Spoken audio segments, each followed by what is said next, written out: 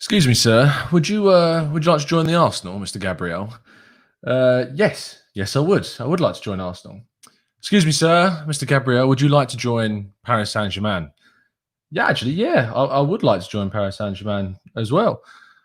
Excuse me, sir. Would you like to join Manchester United? Yes. I'd happily play for Manchester United. Excuse me, sir. Would you like to play for Napoli? Yes, I would like to play for Napoli. Let's rewind and have a chat to Arsenal briefly. Arsenal, Gabriel was interested in lots of clubs. Do you still want to sign him? No, I don't want to sign him. Well, why not? Well, because he doesn't want to just come to us. He's got interest in other clubs. Why would I want to sign him? He's interested in other clubs. Like, he's not an Arsenal fan. I only want to sign people that live and breathe the club. But Arsenal, wouldn't that mean that you would only ever sign players that never had any ambitions to go to any other club and effectively would only ever sign Arsenal fans? Yes.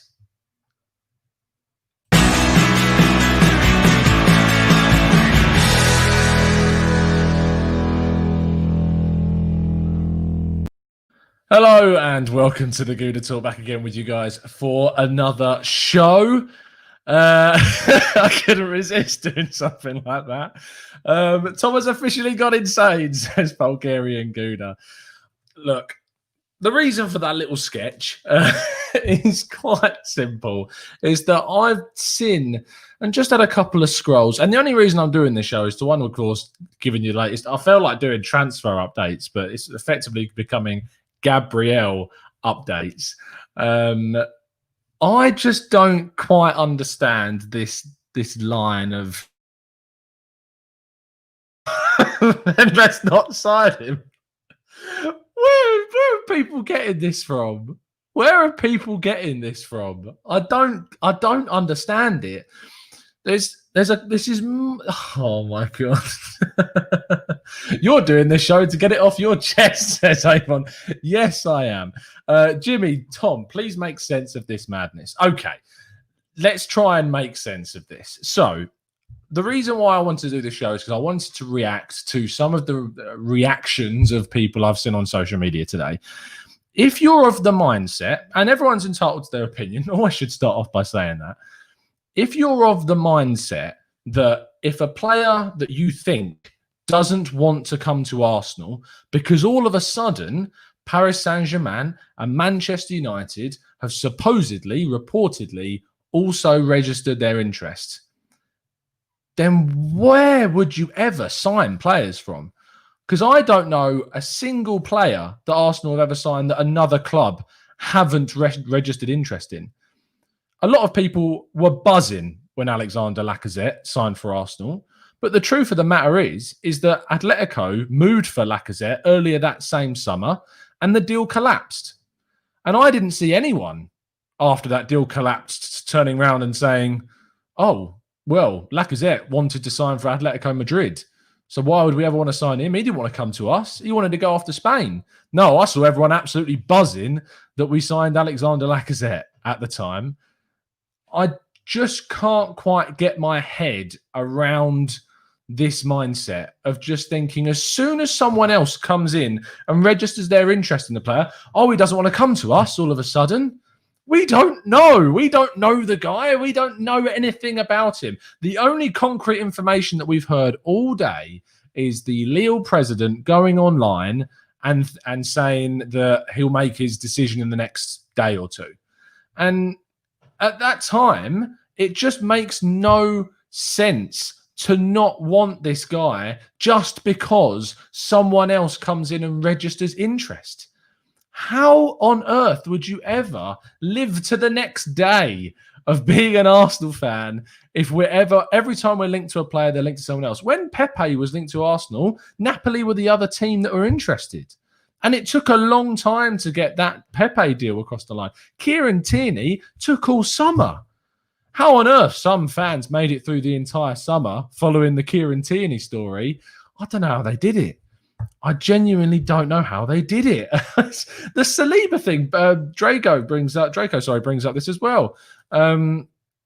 And there was the whole thing about Spurs. As soon as Spurs came in for him, we hadn't heard anything as fans. There was all of a sudden, it looked like he was going off to Spurs. And the same thing happened. People go, oh, if he wants to go Spurs, I don't want him at Arsenal. Why are people so reactionary? Just chill out. Just chill and wait for whatever happens to happen. All we do on here is we sit and we talk and we discuss and we get the reaction of people about different deals that might happen. The fact that Manchester United and PSG are also in for this guy shouldn't annoy you. It should improve your opinion and think, wow, if Arsenal manage to pull this off, we've got a real coup here. We've got a player that's interested in some top teams across Europe. But no, it's an absolute pandemonium. It's absolute pandemonium to think that someone else might be interested in this player. I just don't get it. I just do not get the madness I'm seeing. I'm seeing like big accounts. I'm seeing people that loads of people follow and I follow and have a lot of respect for losing their minds over this and just going down the same route of, if he doesn't want to join Arsenal, then what player signs for Arsenal and then goes, I wanted to sign for PSG. When does that ever happen? Come on. How long have we been fans? How long have we been watching these transfer stories unfold? How many times have we seen this happen? I'm sure the thing that some people need to get out of their head is that footballers are not like you and me. They're not diehard Arsenal supporters.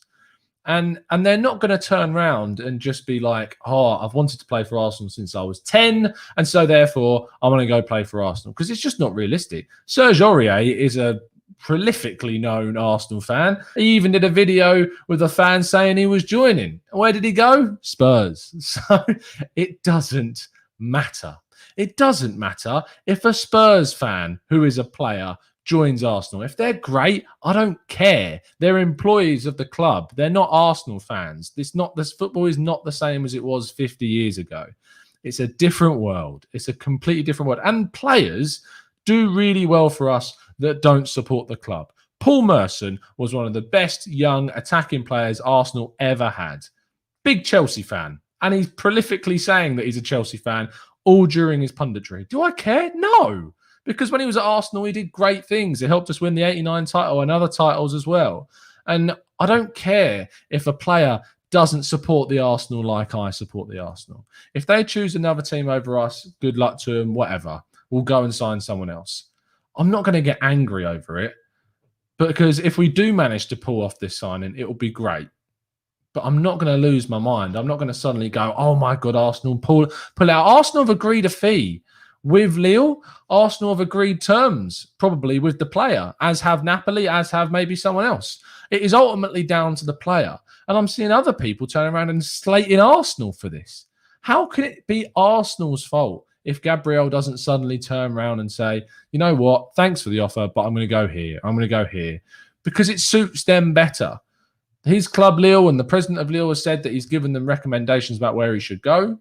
If I was Gabriel, if you're looking from a neutral perspective and you're looking at PSG's centre-back situation is a case of they've got Marquinhos, who's playing in midfield a lot these days. They've got Thiago Silva, who's looking to leave. They've got Kimpembe there as a young guy that's looking for a solid partner. They've got Diallo, who came from Borussia Dortmund but hasn't really been able to get a minute. If he were to move to PSG, I reckon that he could probably get some minutes with Kimpembe, or possibly even in a back three if they go with Diallo, but he'd be in direct competition with Diallo. However, there's a chance that he could get into that PSG team, playing in the Champions League, playing for a team that's going to win titles, with season in, season out.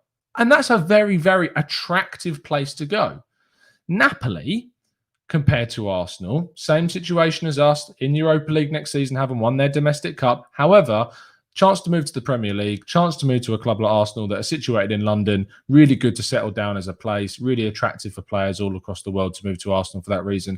Between the two clubs, I think that Arsenal is a really good place under a fantastic coach that has got a track record in the 6 months that he's been here of improving players in a short space of time. So imagine what he could do with Gabriel in the long term. I just don't get why people would lose their minds at the club if suddenly this deal doesn't take place. If he went to Napoli, I might have a few more questions and be like, right, okay, what's his ambition? Why has he gone there instead? Did they offer a lot more money than we offered? And if they did offer a lot more money, then fair enough, because I've said for ages that Arsenal overspend on the wages of the players that they bring in. We put players that are very young in their early 20s on massive wages too early on, and then it suffers later on in the career of the player because we're hung out to dry on terms of these wages. You look at players that are on massive wages like Kolasinac, like Socrates, that signed on for huge fees. And Arsenal shouldn't just bend over and take like all of these massive wages coming from whatever player. Arsenal should set the precedent. Arsenal's reputation should be the reason why a player wants to join. It shouldn't be because they're offering more money than someone else. The Premier League is a great place to earn money, don't get me wrong, but you have to earn that.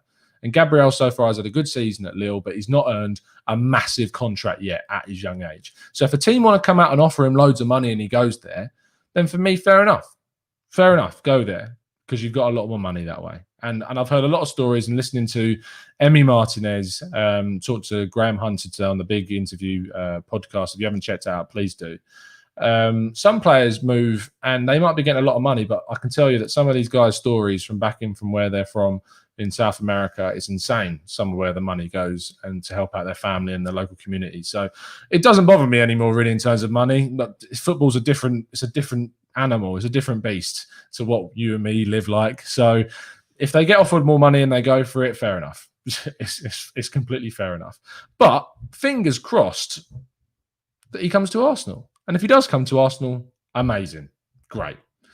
Let's get some of your reaction to this and let's see if we can debunk some theories. Daniel Roberts says, apparently Arteta had a 3-hour meeting on Zoom, which left the players confused about the tactics. Link me, because I don't know where you've got that from. Matthew De Souza says, Tom, I see Gabriel extending his decision time to next week and fans needing therapy. Yeah, they might do. If this goes on to next week, they're going to need therapy, mate. They will. I'm going to need it. Victor Edwards, beginning to get a bit tired of this saga. As Arteta said, we sign players who don't need convincing. I'd like him, but ultimately it wouldn't be a loss. I think it would be a loss, personally, if we didn't sign him. I think he's a fantastic defender from what we've looked into him. I'd be frustrated if we didn't get him for the obvious reasons of losing a player of quality, but I wouldn't have a go at the club for it. And I probably wouldn't have a go at the player either, depending on where he goes. If he goes to somewhere like Napoli, I'd question his commitment. It would depend on the wages. If he moved there with the same wages as been offered at Arsenal, I'd have a question about sort of his ambition. But other than that, no. Tommy Besna says, Gabriel, Aouar, Partey, get him. Then get rid of 5 players. Keep Ainsley, move forward with Arteta. Like what you're thinking, Zach. It's very similar to mine. Omar, Tom, don't you think it's dragging, though? Time is running out. It's only dragging because half the people, including myself, spend their time off scrolling through social media, waiting for updates. And the thing is now, in this modern day and age of football, is that we are bombarded with constant news, constant updates. 90% of it is people making up a load of BS that you can either choose to believe or you don't. And then there's the 10%, probably less than that, probably the percentage of a percentage of a percent that there's actual truth out there that you can find. And that's what you should be looking at. But it's 99% of what you read on Twitter is people getting on the back of other people and trying to gain traction from it to gain followers and whatever else. And it's just useless. And people are desperate for updates all the time. I saw an amazing tweet. Someone replied to Fabrizio Romano's tweet about something completely unrelated. And it was like, any news on West Ham? And someone was like, still SHIT. So yeah, it was a fantastic tweet, and I loved it. So yeah, you just honestly, if you're a person like I am that does spend too long, and this is a bit of self-reflection, then maybe take a step back, take half an hour, just breathe, step away from the Twitter, and stop demanding constant updates, because that's what makes it drag, Omar. It's not, this isn't dragging. In the whole scheme of things, this has not dragged on. This has been about 2 weeks, if that. I mean, it's been 5 months that we've been linked to him, but it's been 2 weeks of intense sort of this sort of thing. We were linked back to him 5 months ago. We did a tactical breakdown on him. It went quiet during the rest of the season, and then it's come back up again more recently. But yeah, I'm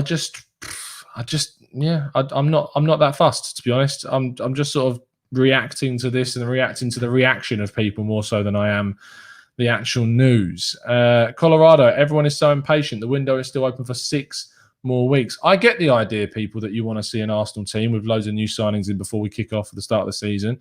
But the thing is that in this situation of COVID and whatever else we've got to do with the delayed start to the season and quarantines and lockdowns and the fact that players will have to do medicals in other countries, things are going to take more time than they would usually take. It's common sense to know that. It will take more time than it usually would to get deals done. And that will open up opportunities for other clubs to come in and possibly hijack deals like we might see with this one.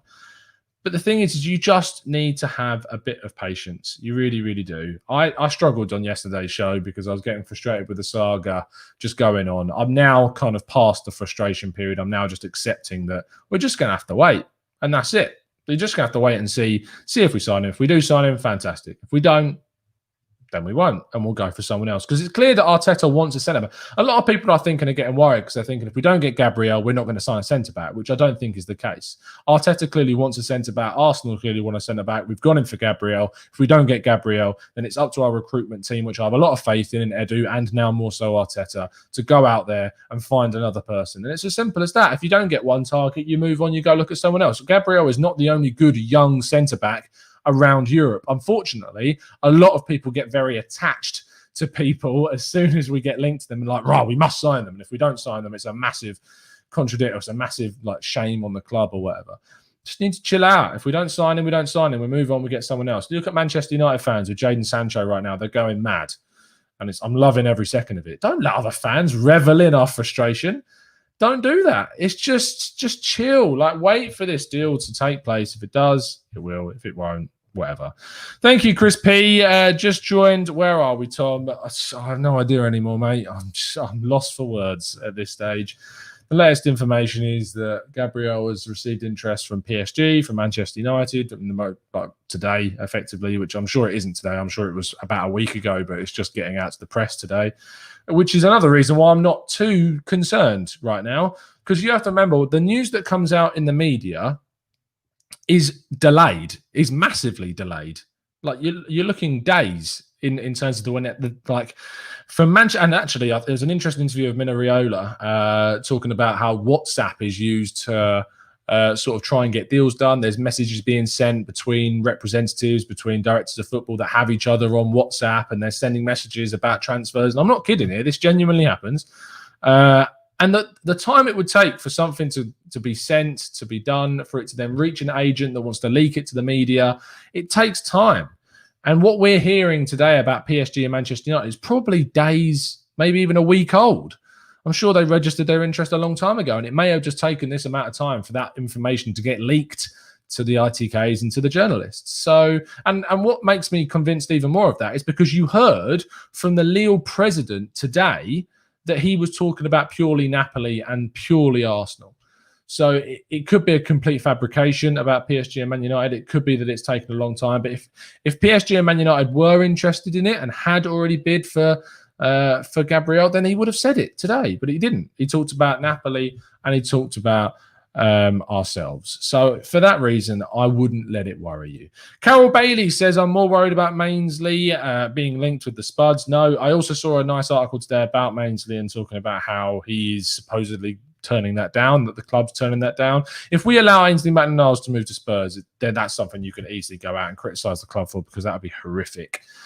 To let one of our better, younger players, I mean, I say better because if you look at our young players, the core of the best ones, you're looking at Saka, you're looking at Martinelli, and you're looking at Ainsley Magalhaes for me. You can talk about Eddie Nketiah and Nelson. I just don't think they're on that level yet.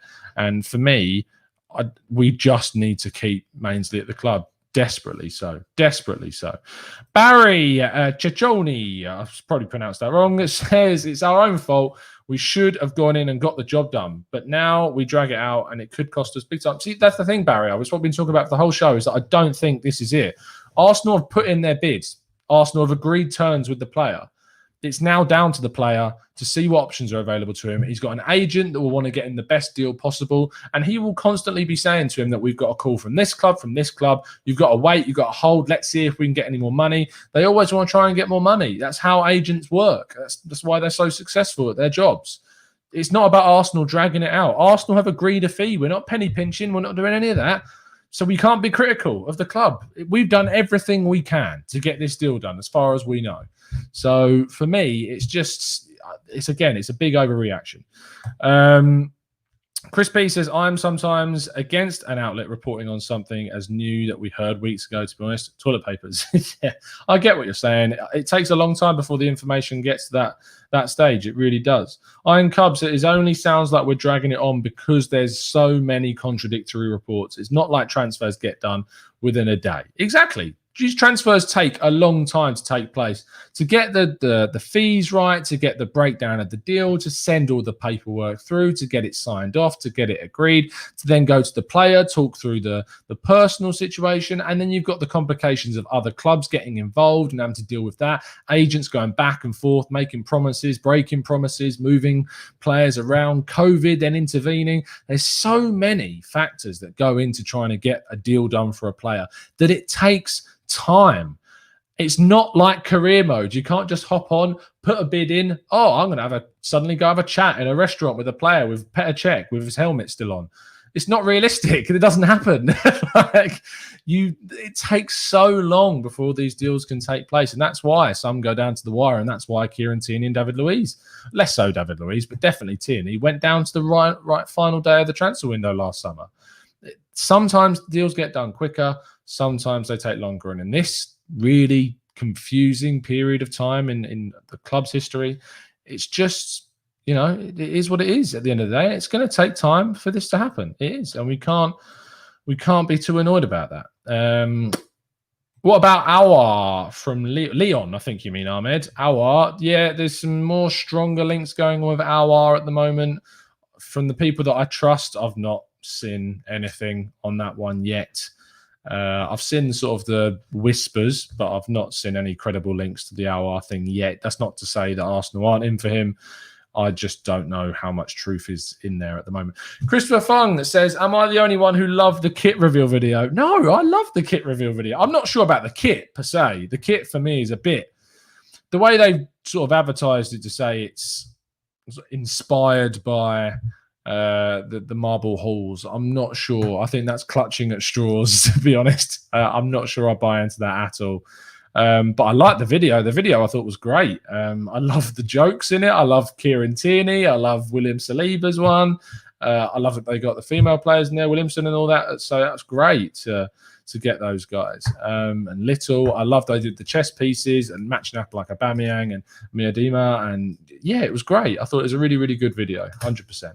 Igbo, if you haven't actually checked out Igbo's article, which is on the website, John interviewed him. He's a fan from Nigeria. He told us his story. It was fantastic. He says, Leon yet to respond to a bit of the Guendouzi plus cash. Yeah, that's the sort of the sparse link we've seen, is that we put a bid in and they've kind of ignored it, or they've not replied to it. They've left us on 2 ticks is what they've done, effectively. Doug S. Otto says, what about the rumour that Arsenal have asked to time to sell some players before signing Gabriel? I think we've got the money to sign Gabriel, to be honest, with the fee that's being touted around. I think we've got that. So I don't think that is too much. Oh, Seaman statue as well. That was brilliant, as Tommy said. Absolutely fantastic, that one. I love that. Stuart, the Raspberry Ripple kit. It is a Raspberry Ripple kit. Yoni Max says, Tom, Awar or Jobaslai? Jobaslai. Every time. Duke T says, Upamecano is the man I would love. I know we can't get him now. If Gabriel deal does not go through, I would wait a year and get him for 42. Mate, we would not be the only ones going in for 42 million Upamecano, believe me. And I think that we'd have to get Champions League football next season to have any chance of signing the Frenchman. He is just right up there at the moment as someone that is easily one of the best young centre-backs in Europe right now. Oh my God. Who is this? Look, we're famous. The football gerbil. That is the biggest crock of all, that we have to sell before being able to buy a new player. Take a finance class, people. There you go. The gerbil has spoken. Unbelievable stuff. MIL Reaction says, A. Robinson from Championship would be I don't know who Robinson is. I've not looked into who Robinson is. Tell me a little bit more about him. Reaction. Tell me some more. Sim says, lol, you can sell players after. Exactly. Yeah, you can. 100%. You can definitely sell sell these players afterwards. Taib says, Tom, will you be buying Wenger's book? I've already bought it. The signed copy is going to be arriving in October. Can't wait to read that. It's going to be very, very interesting. The only thing I don't like about it is that it was probably written at a point where we might not get the club more recently because it had been written way in advance. You never know. There might be some late changes, but that is going to be that's basically going to be what we're going to get from it. But yep, signed copy is on its way. Looking forward to getting hold of that 100%. If we can get some more copies, maybe we can do a giveaway or something. But I think they sold out pretty quickly. Mo says, do you think Saliba should start next season? I say yes. I'd say yes too. I'm just worried about him getting a little bit too much pressure putting him right from the start. Chris P, thank you again for another donation. Can't Arsenal's transfers be like shopping on Amazon at 2 a.m. when you're a few sheets to the wind, please? Yes, you're going to buy some crap, but also you're going to go buy that bottle of Johnny Walker's Blue as well. Fantastic, yeah. I wish it could be, Chris. I wish it could be the same, but it just isn't. It just takes a lot longer. Rolo says, I'm slightly worried that we have not been able to offload any players yet. I'm a little bit concerned too. I'd be lying if I said I wasn't. I thought we may have been able to get some players moved off, but you also got to think about these players have also been on holiday. El Neni is only just coming back to the London Colney right now, and we're going to try and move him on. So yeah, for me, it is what it is in terms of that. I think it'll take some time before we can move some players on. And you've also got to factor in who's going to buy them. Like, who in their right mind is buying Socrates? I'm just kidding. Matthias says, it's going to be hard to sell the 10 players needed to leave. It is. You've got to find buyers for all those players. I'm hoping that this Schalke rumour with Kolasinac is spot on, because if it is, 20 million euros for Kolasinac is a mad sale. Iron Cub says, with COVID, I feel like buying teams are going to try to save every penny they can, so sales are going to take a lot longer. I think you are starting to see. I think the thing is, you'll get transfers split into two camps. You'll get the big marquee Jadon Sancho type deals, which will still remain in their high end fees of 100 million euros plus, and then you'll get the other deals which are around the 40 or so 30 to 50 million sort of bracket, and those deals will come down, say 10 million pounds. So you'll see the likes of Gabriel, who last summer, say if this summer COVID hadn't happened, it was a usual summer, I think that you'd see Gabriel move for probably 10 million more than what you're seeing him move for. I think you would have seen Ferran Torres leave Valencia for a better fee than what Man City paid for him for. But then there are other players, when you look at sort of Premier League wise, the players that are moving between clubs in the Premier League, Nathan Ake leaving relegated Bournemouth for Manchester City, costing over 40 million pounds. That was an excessive fee, I thought, for a player in this situation. But at the same time, he is a Premier League ready player. He is a very, very good player. He's played in the national team for the Netherlands. For me, they've got a very good player. I still think that they've played a lot for Nathan Ake. It's just my thoughts on that one. Avon, one of our members, says, I think we will shift a few players this window because the assumption that there is a COVID discount means we'll finally get a realistic sale value. Yeah, possibly. The fact that Arsenal often ask quite a bit for their players when they're not usually worth that much. So there you go. LMJ says, say some trusted source to follow. Some trusted source. Someone said to me the other day about doing a video about how you can work out the rumors that are real and the rumors that aren't. And it might be a good idea to sit down with you guys and give you some tips about where you can look to get the best ones. It's not a case of just going, this person knows something. Because the thing is that a lot of the time, journalists, if you look in the right places, do know something. I mean, people find stuff out all the time. We find some stuff out sometimes because of just the people that you know, and that you know that they're well connected from people that I've interviewed or whatever, and you're chatting to them and they will drop something in. I won't reveal who it is, but someone the other day said to me that, and this is what I'm saying, I won't reveal who it is because at the same time, people always ask for sources continuously all the time. But someone said to me the other day, I won't say who it was, that Raul Sanyehi was completely blindsided about his departure. Like 2 weeks prior to it, he had no idea, absolutely no idea that he was going to be going. And he was speaking as if he was going to be there in the long term. So it's whatever happened, it was done fairly quickly. It wasn't a pre-planned thing for a long term, as far as I'm aware, from what this person told me. So it's stuff like that. And the thing is, people will say things on Twitter without a source. Some people will have a genuine source for that information, but they might, for instance, not be able to say it because one, they would have told that in confidence, or they would have said it just in a passing comment, and the person won't know whether they can reveal that as public information.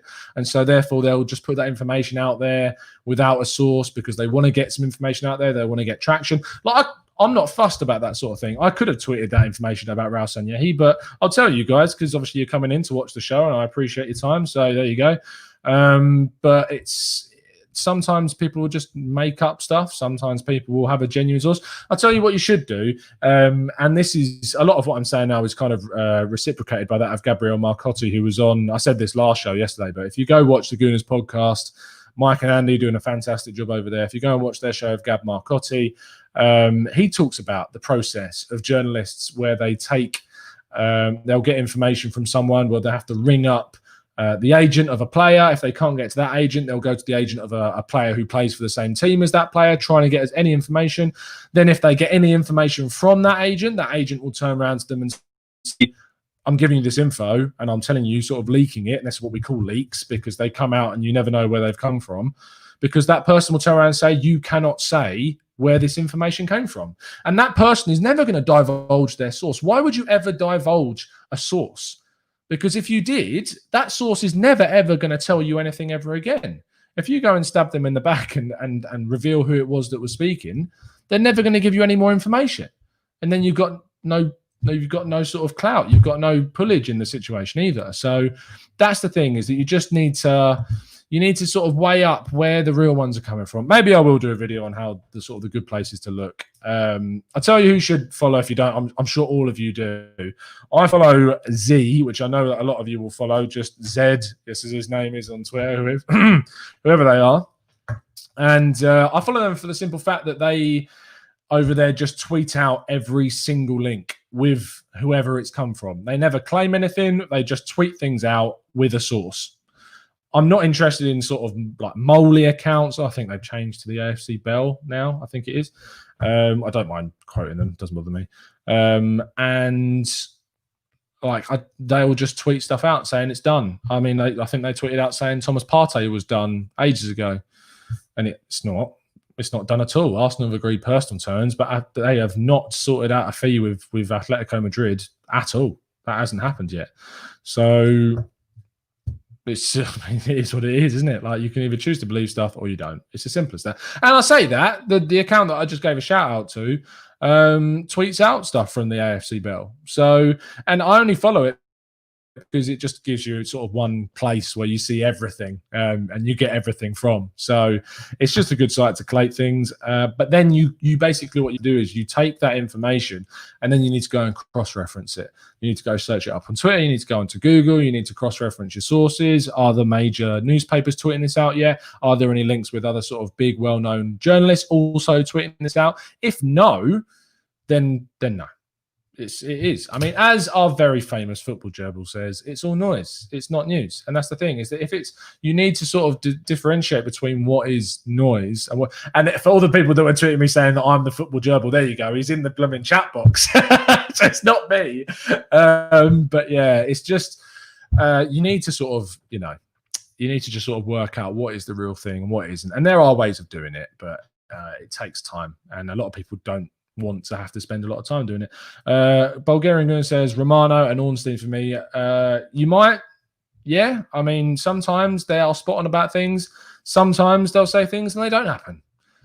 And to be fair, that's not always their fault, because things change in football. For the time for something to leak out to a journalist, it can take days, weeks, whatever.